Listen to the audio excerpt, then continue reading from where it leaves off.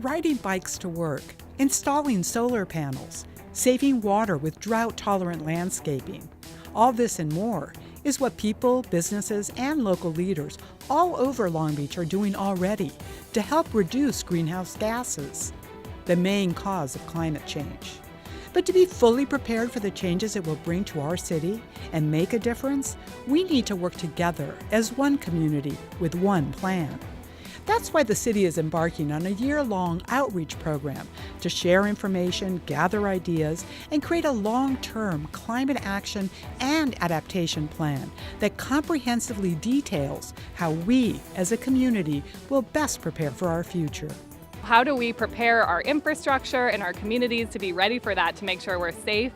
We use this opportunity to create a healthier community as well as create some economic prosperity around it. So that's everything from, improving our roads and bridges where they might be vulnerable to having people get to know their neighbors, because when you have a power outage or a flood and perhaps you have an elderly neighbor down the street, it's really important for our community to know each other and know what those resources are out there so that we're prepared. So climate action and adaptation is both about how do we reduce our impact and play the part that we all need to be doing in the world to have us reduce that impact, but also to be prepared, and that's where the adaptation side comes.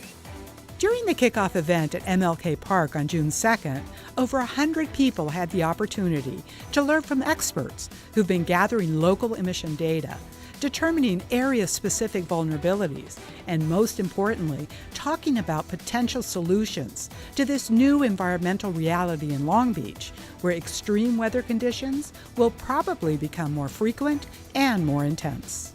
Long Beach has a number of sources of emissions. The majority of emissions come from transportation.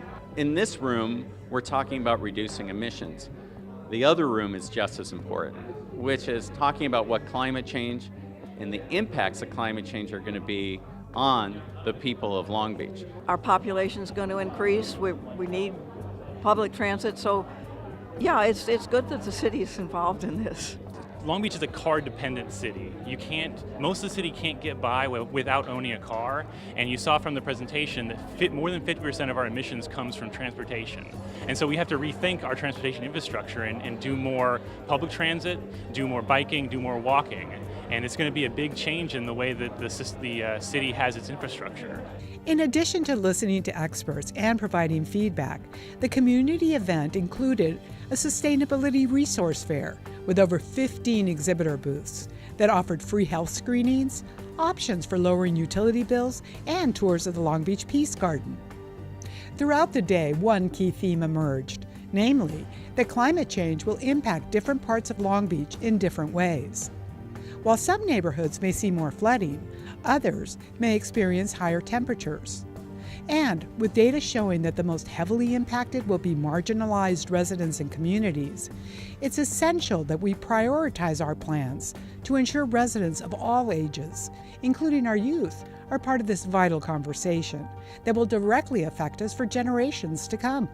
I think it's important that the city does this outreach. We can't have a plan this important just be pushed on the city. I think it's important that people come here and tell the city what their concerns are and what types of things that they're worried about, what kinds of things they see in their communities, what kind of effects they're already seeing, and have the city listen to that and consider it for these plans for the future. So we want to hear from everyone who lives, works, and plays in Long Beach. To get involved in this critical conversation, one thing you can do right away is take the Climate Action and Adaptation, or CAAP survey, which is available on the CAAP website in English, Spanish, Khmer, and Tagalog.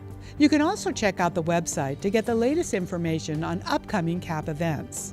And be sure to join the CAAP conversation on Facebook and Twitter using #ClimateActionLB.